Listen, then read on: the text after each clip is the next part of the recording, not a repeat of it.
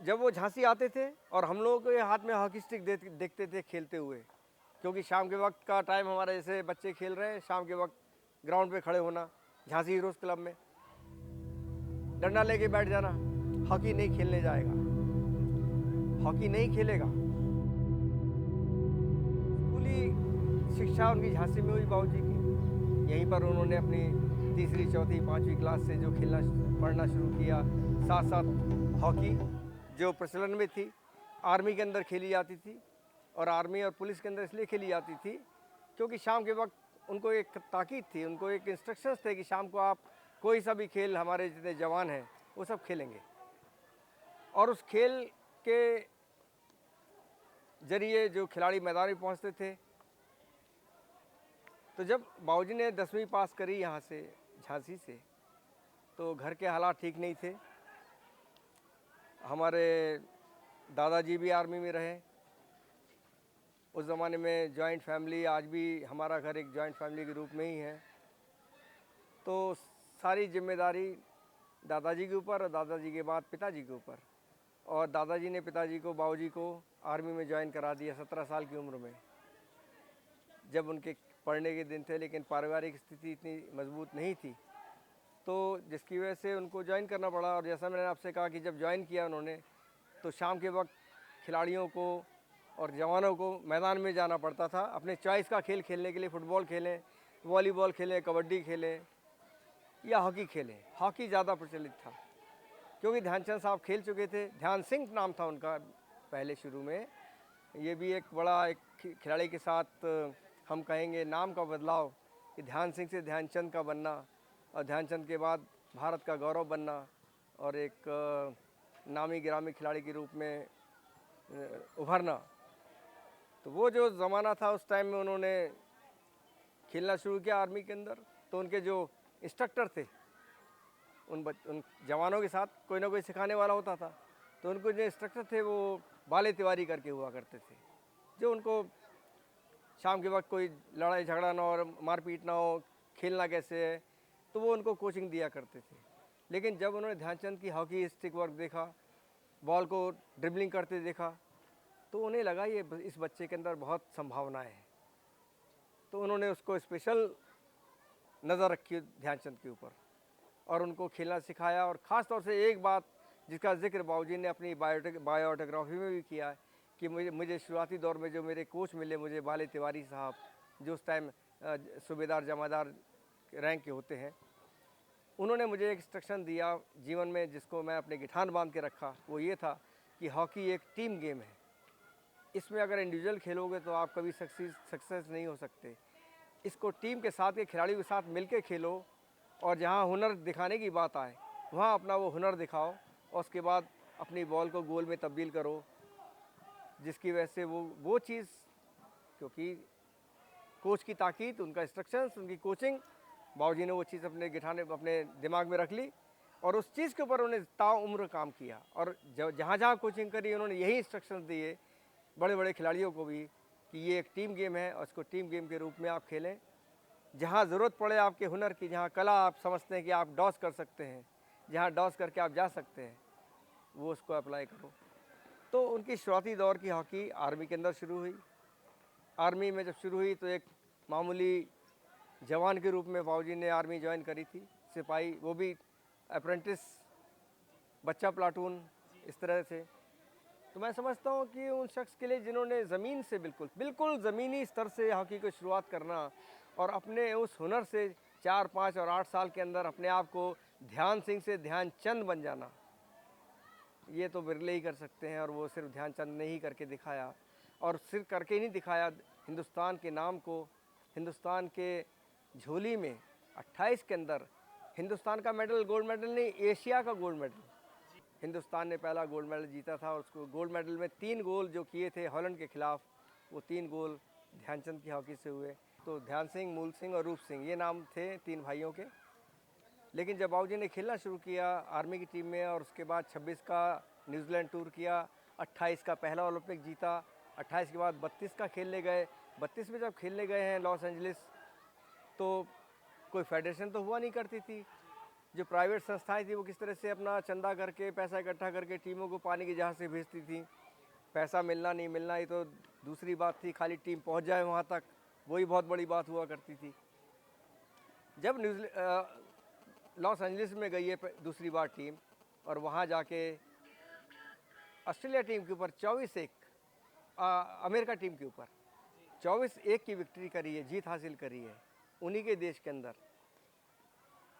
तो लोगों के दिल में आया कि इस आदमी की, ध्यानचंद की हॉकी के अंदर है क्या चीज़, ये देखा जाए। तो कईयों ने चेक करा उनकी हॉकी स्टिक, कईयों ने तोड़ी भी उसकी हॉकी स्टिक की, चुंबक तो नहीं है, क्योंकि बॉल का और हॉकी का तालमेल ऐसा लगता था कि कहीं बॉल चिपक गई है। जब उनके बैरक के अंदर वो दोपहर का टाइम होता था, लोग लंच करने के लिए बैठते थे उनके साथ के लोग, तो ध्यानचंद जो है वो ग्राउंड पे जाते थे 1.5-2 घंटे धूप में, और अपनी प्रैक्टिस अकेले करते थे, सेल्फ प्रैक्टिस, जो उस वक्त के ज़माने में मैं समझता हूँ कि अच्छे खिलाड़ी बनने के लिए आप किसी भी खिलाड़ी से पूछेंगे तो वो इंडिविजुअल वर्क ज़रूर करता था। तो ध्यानचंद ने वही काम किए। पहले साहब के बारे में जब मैंने कहीं पढ़ा कि एक एक एंगल के ऊपर उनके 100 किकें मारना, एक ही पर्टिकुलर एंगल पे मारना, तो उस इंसान को महारत हासिल क्यों नहीं होगी। अब ध्यानचंद जब प्रैक्टिस कर रहे हैं बॉल के साथ डॉज करने की, बॉल को पास करने की, बॉल के मूवमेंट को समझकर उसको आगे ले जाने की, तो उस इंसान के अंदर तो उसके लिए तो खेल के अंदर 50 रास्ते खुल गए। किसी जगह से भी वो अंदर एंटर कर सकता है अपोनेंट के टेरिटरी में, डी के अंदर, जो उन्होंने किया। अब वो ध्यान सिंह से जब रात हो जाए, पता लगा लोग अपना बैरक में आके अपना हंसी मजाक कर रहे हैं, बातें कर रहे हैं, पता लगा ध्यान सिंह जो है वो गायब है कमरे से। लोग देखने गए, 15 दिन चांद होता है, 15 दिन अंधेरा होता है, 15 दिन चांद के बाद भी कुछ चांद निकला रहता है। उस चांदनी रात में प्रैक्टिस करना बॉल के साथ तो बॉल को ऐसा कंट्रोल कर लिया था उन्होंने कि बॉल का मूवमेंट उनकी हॉकी से हुए बिना होता नहीं था। तो वो जो एक जादूगरी उन्होंने हासिल करी बॉल के साथ और हॉकी के साथ, लोगों ने कहा कि ये ध्यान सिंह नहीं, ये तो ध्यानचंद है। चांदनी रात में प्रैक्टिस करना, चांद की तरह चमकना शुरू हो गए थे।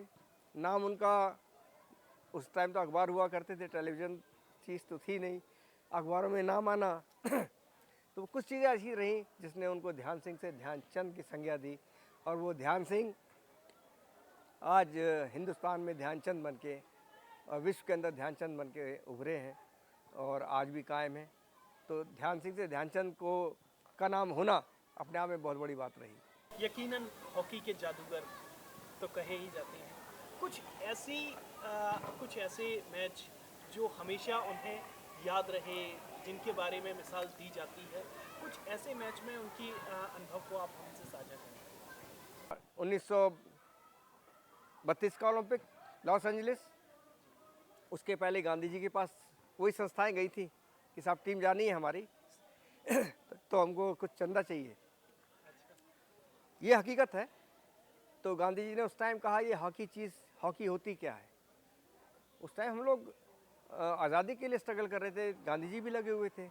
इन बातों से उनका वास्ता नहीं था। खेल क्या चीज़ है, खेल दूसरी दुनिया का खेल था और आज भी दूसरी दुनिया का खेल है।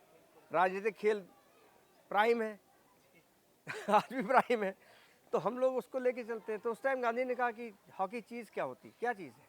तो वो लोग वापस आ गए, फिर किस तरह से टीम को भेजा गया और वहाँ भी हमने दूसरी बार गोल्ड मेडल हासिल किया। किसके लिए? हिंदुस्तान के लिए। हिंदुस्तान की हॉकी, हिंदुस्तान की टीम पहली बार, दूसरी बार। तो ये 32 का वाक़या रहा। उसके बाद इंटरनल मैचेस होते रहे। वो आके अपनी आर्मी ज्वाइन करके एज ए सूबेदार, नायक, 32 में नायक थे, उसके रूप में उन्होंने काम किया। और बिल्कुल कहते हैं मैं अपने ऑफिसर के सामने कभी आग उठा के बात नहीं कर सकता था। आर्मी के अंदर रूल है, जो भी उनका ऑफिसर बड़ा जो ऑर्डर करता उसको मानना, निचले दर्जे के सिपाही को, ऑफिसर को मान्य होता है। वो आज भी कायम है। तो उन्होंने कभी रिपीट नहीं करा कि मुझे ऐसा करना है। 1936 का ओलंपिक शुरू होने वाला था, जो कि अपने आप में बहुत ऐतिहासिक आज भी हम मानते हैं। आज भी दुनिया के अंदर 1936 के ओलंपिक को हम एक मापदंड के रूप में देखते हैं। वो इसलिए कि उस ओलंपिक को लेने के लिए हिटलर ने अपना पूरा जोर लगाया था कि मैं इस ओलंपिक को जर्मन में कराऊंगा। क्यों कराऊंगा? वो अपनी सुपरमेसी दिखाना चाहता था कि मैं दुनिया को तो जीतूंगा ही जीतूंगा, मैं खेलों की दुनिया में भी अपना नाम ऊपर रखना चाहता हूँ। और 36 का ओलंपिक इतने बड़े और वृहद ढंग से हुआ है, जो एक मिसाल थी उस ज़माने में। टीम जाने से पहले आर्मी से बाबूजी को छुट्टी नहीं मिली। टीम सारी असेंबल हो गई थी कलकत्ता के अंदर। कलकत्ता उस टाइम मेन हमारा सेंटर हुआ करता था हॉकी का, और वहाँ से सारा संचालन होता था। ध्यानचंद के लिए मैसेज भेजे गए, ध्यानचंद को रिलीज़ नहीं किया गया आर्मी से।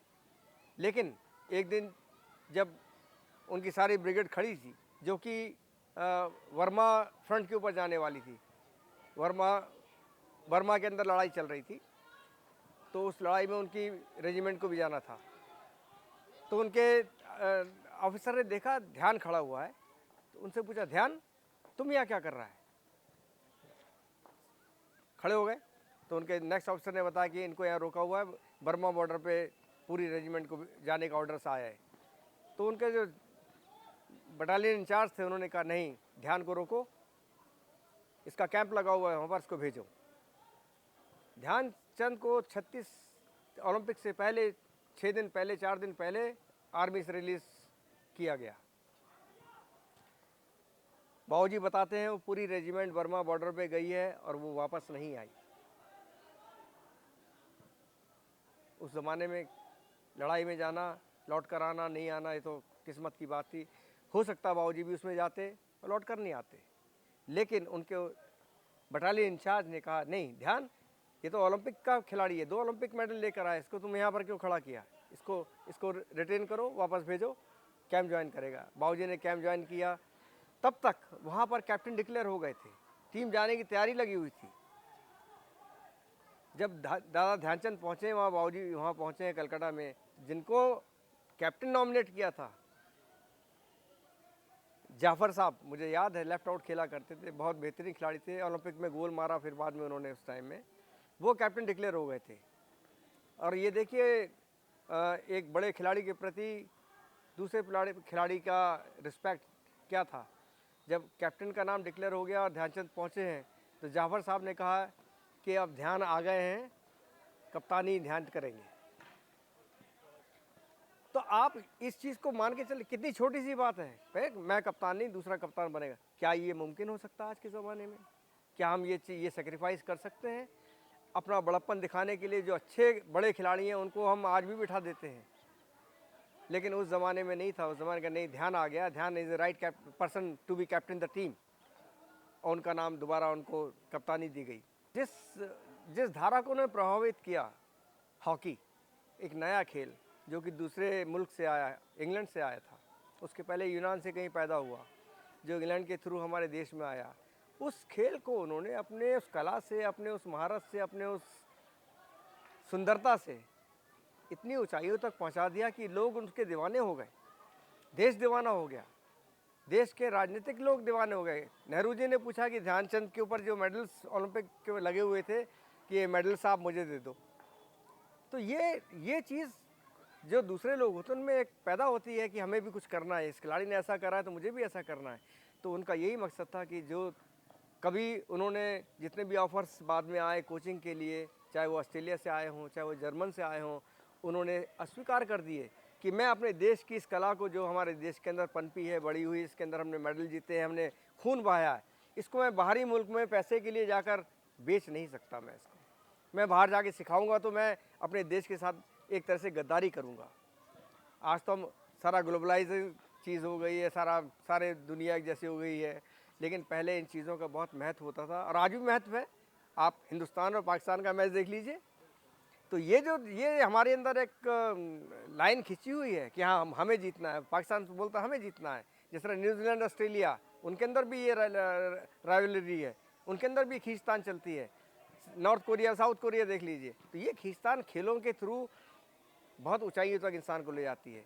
आपके जो संस्मरण जुड़े हुए हैं ध्यानचंद जी के साथ, जो आपकी बातें होती होंगी, वो कुछ बातें हमसे साथ। मेरी पैदाइश मेरठ में हुई 1950 में। और वहाँ मैंने अपनी ज़िंदगी के 6 साल 7 साल गुजारे हैं। उन 6 साल 7 साल के अंदर मैंने जब होश संभाला 4 साल की उम्र में, पहचानने की कोशिश दिमाग में आना शुरू हो गए लोगों के चेहरे, तो घर के अंदर मेरे उन लोगों का जमावड़ा मैंने देखा जो बाबूजी से मिलने आते थे ध्यानचंद को देखने के लिए, उनकी हॉकी के बारे में बात करने के लिए। तो वो चीज़ एक प्रेरणा के रूप में मेरे दिलो दिमाग पे रही। और अगर मैं कहूँ कि 1950 और 60 के अंदर ये एक ऐसा टाइम था, वक्त था, जब सिर्फ हॉकी थी हिंदुस्तान के अंदर, और क्यों ना हो भी क्यों ना, क्योंकि हम लोगों ने उस वक्त तक 5 गोल्ड मेडल जीत चुके थे। तो हमारे वो गोल्ड मेडल जो हैं बड़े महत्वपूर्ण गोल्ड मेडल रहे। और ओलंपिक जो महाकुंभ दुनिया का सबसे बड़ा खेल होता है, आज भी हम मानते हैं, दुनिया मानती है, तो वो मेडल्स का घर में ध्यानचंद के परिवार में 5 तो गोल्ड मेडल हैं। और जब मैंने खेलना शुरू किया तो मुझे ब्रॉन्ज मेडल मिला। तो मेरे घर में 6 मेडल्स ओलंपिक के मौजूद हैं उस परिवार में जिसको ध्यानचंद ने शुरुआत दी थी। तो आप समझ सकते हैं कि उस खेल का कितना महत्व हमारे परिवार में होगा और होना भी चाहिए। रहा ध्यानचंद ने कैसे प्रेरणा दी, क्या करा उन्होंने, तो उनकी प्रेरणा हमारे लिए सिर्फ उनकी मौजूदगी थी कि हाँ इनसे मिलने आ रहे हैं, इनकी बातें सुननी है। वो पीछे खड़े होके सामने नहीं खड़े होना, सामने आने का मौका ही नहीं था। डिस्टेंस हुआ करता था बाप बेटे के अंदर, परिवार में और अपने खुद के अंदर, तो वो डिस्टेंस उन्होंने कायम रखा। दूसरी बात, जैसा मैंने आपसे कहा कि परिवार की आर्थिक स्थिति जब से मैंने भी होश संभाला तो मैंने स्ट्रगल करते ही पाया अपने आप परिवार के लोगों को, चाहे मेरी माँ हो, चाहे मेरे पिताजी हों, चाहे मेरे चाचा हों। तो वो स्ट्रगल उनकी ज़िंदगी का एक कसक देने वाली चीज़ रही कि ध्यानचंद घर से बाहर तो माला गले में लोग डालते थे, और जब घर में आते थे वो हमारे पारिवारिक उलझनों में उनका जीवन व्यतीत होना। तो जब वो रिटायर हुए 1956 में आर्मी से, मेरठ से, तो क्योंकि घर झांसी में था, यहाँ पर आना जाना, झांसी हीरोज़ क्लब की स्थापना करी थी, तो वो यहाँ लौट के सारे परिवार के लोगों को ले आए झांसी में। हम लोग यहाँ 56 में आ गए थे, 1956 में। और 1 महीना रहने के बाद बाबूजी फिर अपने जीविका कमाने के लिए, परिवार को चलाने के लिए दिल्ली चले गए। दिल्ली के बाद वो पटियाला गए। पटियाला के बाद 8 साल रहने के बाद 2 साल कटक में रहे, उड़ीसा में, कि घर में तनख्वाह आएगी, पैसा आएगा तो घर चलेगा।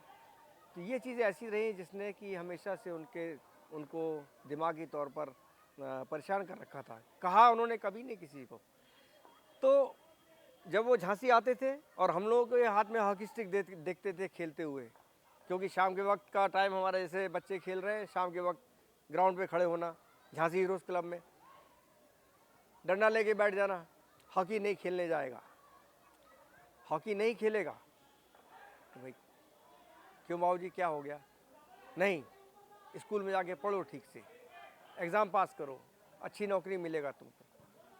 हॉकी खेलेगा तो इससे तुमको नौकरी नहीं मिलेगा। तो ये परेशानियाँ हम लोगों के ज़माने में बहुत ज़्यादा थी, लेकिन कहते ना नियति को कुछ और ही मंजूर था।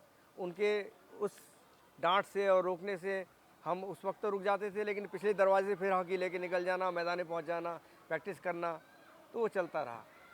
तो उनका हमारा डायरेक्ट कभी इन बातों में विचार विमर्श नहीं हुआ कि उन्होंने हमको बढ़ावा दिया हो, सपोर्ट करा हो, या खेलने के गुर सिखाए हों, या जो चीज़ उन्होंने सीखी वो हमारे परिवार में डाली हो, ऐसा उन्होंने कभी करा नहीं। जो कुछ सीखा हमने वो अपने इन बातों से, लोगों के अच्छे खिलाड़ी को देखकर, उसकी नकल करके, और इन्हीं ग्राउंडों पे, कच्ची पक्की ग्राउंडों पे, सड़क पर, छत के ऊपर ईंटें रखकर खेलना। तो ये हॉकी का उस टाइम रिवाज था जिसमें हम लोग पारंगत हो गए थे, कच्ची ग्राउंड पे नंगे पैर खेलना। 1936 के अंदर जब ओलंपिक में पहुंचे, उसके पहले चंदा किया गया ओलंपिक टीम में, जैसा मैंने आपसे कहा 32 के अंदर गांधी जी के पास गए थे। 1936 के अंदर भी वही हालत हो गई। पैसा कहाँ से आए? कोई फेडरेशन नहीं थी, कोई इंडियन ओलंपिक एसोसिएशन नहीं थी, कोई मिनिस्ट्री नहीं थी, लोगों से चंदा करा गया। इसके अंदर मोदी, बिरला, टाटा, रजवाड़े, प्राइवेट संस्थाएं, झांसी हीरोज़ क्लब, 200 रुपये, 250 रुपये, 50 रुपये, 150 रुपये, 100 रुपये, इस तरह से पूरे देश भर से चंदा किया गया, जो अपने आप में एक मिसाल है हॉकी के लिए। ये आज दुनिया नहीं जानती, कि 1936 का ओलंपिक मेडल क्या ऐसे ही लेकर चले आए? कितना स्ट्रगल किया उन लोगों ने। 52,000 रुपये का बैलेंस शीट जो आज भी घर में मौजूद है, हमारे पास रखी हुई है, हम दिखा सकते हैं, उसको दिखाई हुई है। वो बैलेंस शीट बनी थी 1936 के ओलंपिक के आने के बाद। 52,000 रुपये इकट्ठा हुआ। उस 52,000 के अंदर पूरी टीम वाया बॉम्बे गई है। बॉम्बे से पानी के जहाज़ से गई। इसके अंदर जाते जाते 1.5 महीना करीब लगा। जब पहुँचे हैं इंग्लैंड होते हुए, इंग्लैंड से जर्मनी में जाके वहाँ पर चेक इन किया। उन जगह पे चेक इन करा है। मैच के अगले दिन का एक प्रैक्टिस मैच पड़ा इंडिया टीम का जर्मन में। प्रैक्टिस मैच जर्मन टीम ने रख दिया। आज उतरे हैं, कल का मैच उन्होंने प्रैक्टिस मैच रख दिया। वहाँ पर मैच खेली है टीम। मैच खेल थके हुए थे, टायर्ड थे, बीमार थे, लेकिन मैच खेलना था क्योंकि प्री प्लान था। वो टीम वहाँ 4-1 से हार गई। प्रैक्टिस मैच, कोई टेस्ट मैच नहीं, कोई इंटरनेशनल मैच नहीं, लेकिन एक प्रैक्टिस मैच था, जर्मन से था। वो हम 4-1 से हिंदुस्तान की टीम हार गई। वो हारना समझो आग लग गई हो पूरे इंडिया खेमे के अंदर। आज हम हार गए जर्मन से, फाइनल मैच में हम क्या करेंगे? अब वो शाम के टाइम में वक्त हुआ तो सब मैनेजमेंट इकट्ठा हुआ। इसके अंदर पंकज गुप्ता साहब जो आज नहीं है, स्वामी जगन्नाथ राव साहब जो मैनेजर हुआ करते थे जो आज नहीं है, और ध्यानचंद साहब जो आज नहीं है, वो भी मौजूद थे। तीनों ने मीटिंग करी, क्या करा जाए। टीम के अंदर हमारा राइट विंग कमज़ोर है, अटैक नहीं हो रहा हमारा, क्या करा जाए। तब उन्होंने क्या करा, ध्यानचंद ने आइडिया दिया कि हम एक अच्छे खिलाड़ी को छोड़कर आए हैं, अगर आप कहें तो उनको बुलाया जाए। उन्होंने कौन से वो खिलाड़ी हैं? उस टाइम हिंदुस्तान और पाकिस्तान एक मुल्क हुआ करता था। उसमें कहा कि कर्नल AIS दारा जो आज़ादी के बाद पाकिस्तान हॉकी टीम के सर्वेसर्वा बने, हेड बने, एशिया हॉकी के हेड बने, FIH के अंदर उनका बहुत अच्छा मुकाम रहा, उनको बुलाया जाए। दारा साहब को SOS किया गया वहाँ से और हिंदुस्तान में पहुँचा। यहाँ के लोगों ने बड़ी तत्परता दिखाई, बड़ा उन्होंने अपने हिसाब से उनको टिकट का पैसा इकट्ठा करा, हवाई जहाज़ से भेजा गया उनको। कहाँ टीम पानी के जहाज़ से 52,000 का इकट्ठा कर गई थी, या जहाँ इनका पैसा हवाई जहाज़ से इकट्ठा करके भेजा गया इनको, और ये पहुँचे वहाँ पर तो इंडिया खेमे के अंदर तसल्ली आ गई, हौसला बढ़ गया, उनकी स्पिरिट बढ़ गई कि अब दारा आ गए राइट साइड। दारा साहब जब आए हैं तो टीम खेलना शुरू किया सबने, और वो खेलना शुरू किया उसके बाद, और टीम जीतती चली गई। तो फाइनल मैच आखिर जर्मन से होना था, जैसा कि पता ही था सबको। वो मैच हमारा जो शेड्यूल था ओलंपिक का, वो था 14 अगस्त 1936। 14 अगस्त 1936 को final match India versus Germany. दोनों टीमें आमने सामने। आने से पहले उस रात पानी गिर गया पूरा ग्राउंड के ऊपर, बेइंतहा पानी गिरा। वो मैच को पोस्टपोन करना पड़ा क्योंकि पूरी ग्राउंड में पानी भर गया था। मेन स्टेडियम पानी भर गया, पोस्टपोन करा गया, तो वो मैच अगले दिन के लिए मुकर्रर किया गया, और वो दिन था 15 अगस्त 1936। तो ये संयोग देखिए कि हम लोग आज़ाद 15 अगस्त को हुए हैं। संयोग देखिए हमारा मैच 1936 का जो ऐतिहासिक मैच जिसमें हिटलर बैठा हुआ है, उसके सारे सबॉर्डिनेट बैठे हुए हैं, उनके सारी फौज बैठी हुई है, सारे लोग बैठे हुए हैं, हमारे चंद चुनिंदा लोग वहाँ पर मौजूद थे हिंदुस्तानी, जिसके अंदर महाराजा बड़ौदा भी मौजूद थे। महाराजा बड़ौदा की एक बात बाद में आपसे ज़रूर कहना चाहूँगा मैं, जो उन्होंने अपनी बायोऑटोग्राफी में लिखी है, वो भी मौजूद थे। और उस मैच को खेलने से पहले सबसे मेल हिटलर से मुलाकात, हिटलर से अच्छा इंडिया टीम आया है, इंडिया टीम, तो बातचीत हुआ उनका।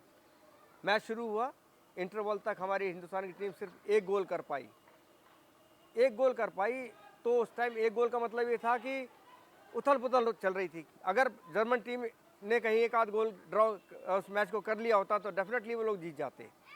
उनको नहीं जीतने देने के लिए इंटरवल में मेरे चाचा रूप सिंह साहब और ध्यानचंद ने आपस में बात करी, और दोनों ने अपने जूते उतार दिए। उस टाइम अलाउड था जूते उतारना। अपने PT शूज जो इनको मिले हुए थे खेलने के लिए, क्योंकि वो स्लिप हो रहे थे उस ग्राउंड के ऊपर, एक दिन पहले पानी गिर गया था, वो जूते उतारे हैं, नंगे पैर हो गए दोनों भाई।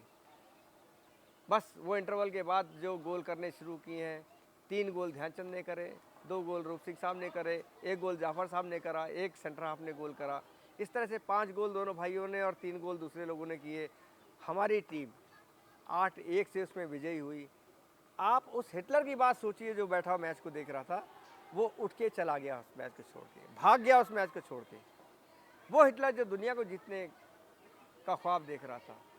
तो ये 36 का मैच एक बहुत बड़ा मैच रहा है, सिर्फ हॉकी और ओलंपिक के लिए नहीं, मैं समझता हूँ पूरे खेल की दुनिया में, जिसमें हिटलर ने अपनी विजयी जो उसका ख्वाब था होने का दुनिया में, उसको तो ब्रेक किया। जेसी ओवेंस जो एक काले रंग के हमारे हुआ करते थे अमेरिकन, उससे उसने हाथ नहीं मिलाया। क्यों? वो ब्लैक था। 5 गोल्ड मेडल जीते, 6 गोल्ड मेडल जीते थे उन्होंने उस ज़माने में, जेसी ओवेंस। ध्यानचंद ने उनके सामने उनकी टीम को 8-1 से शिकस्त दी।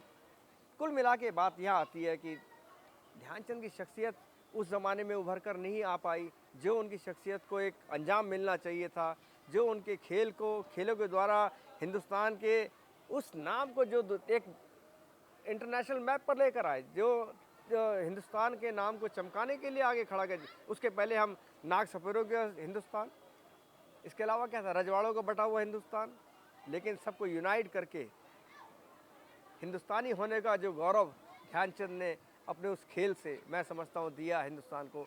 एक बहुत बड़ा योगदान रहा है देश के लिए। और सेक्रीफाइस, जैसा मैं आपसे कह चुका हूँ, पारिवारिक जीवन में कभी उन्होंने ज़्यादा उनका हम लोगों से वो नहीं रहा है, अटैचमेंट नहीं रहा है। हम लोगों ने जो कुछ करा हमारी माँ के बदौलत किया, और जितना हो सका वो आगे बढ़ने की कोशिश की। तो उस इंसान का उस खेल के प्रति, उस खेल को आगे बढ़ाने के प्रति, उसके बाद जितने खिलाड़ी पैदा हुए और आगे बढ़े, ग्रेट बलबीर सिंह जो आज 3 गोल्ड मेडलिस्ट जिनके जीते हुए हैं, वो ध्यानचंद बनने का ख्वाब देखते थे कि मैं ध्यानचंद जैसा बनूं।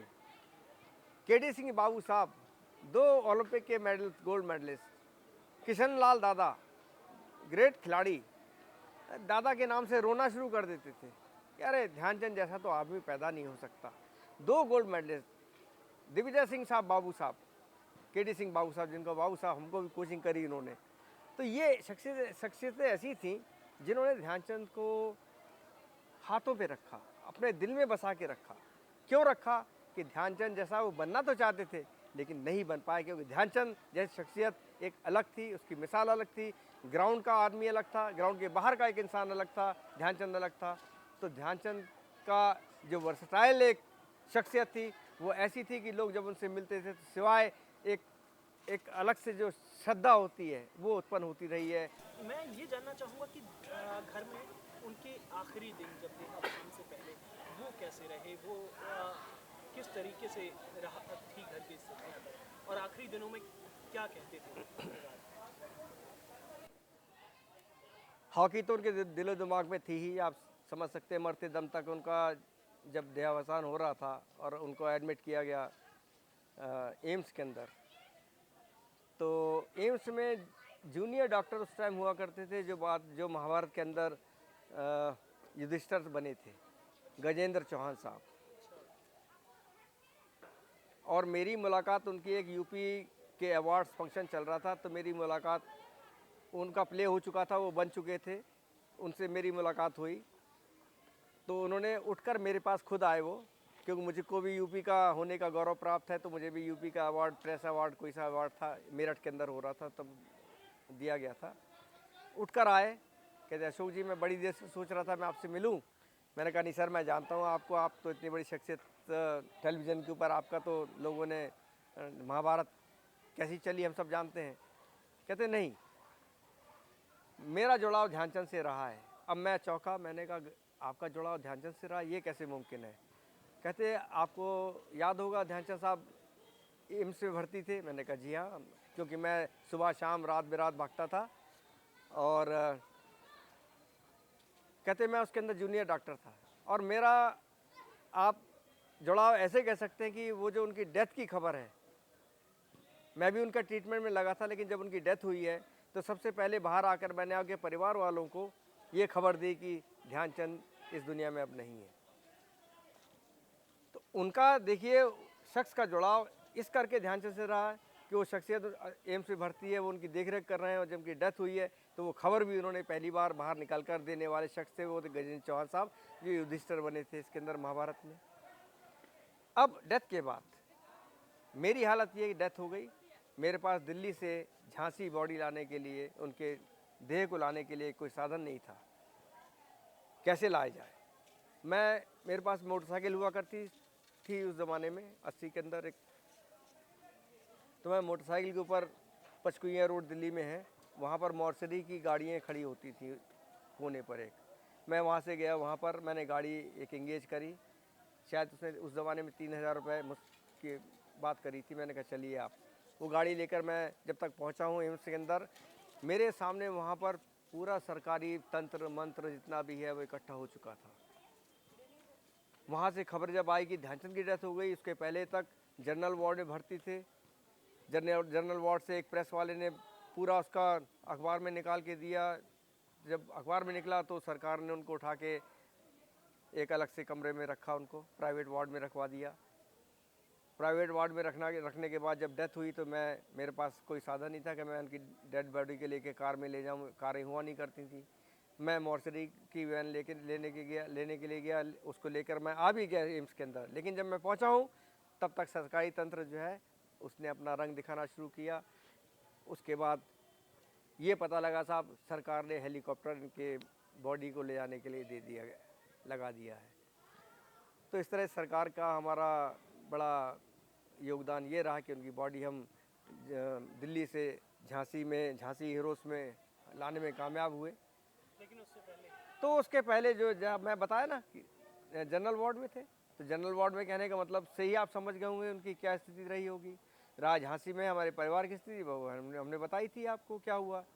ताउम्र वहीं अपने परिवार को चलाने में उन्होंने नौकरी करी है, चाहे वो बाराबती स्टेडियम कटक में करी हो, चाहे पटियाला में करी हो, चाहे राजकुमारी अमृत कौर स्कीम में करी हो। तो ये उनका एक वो था।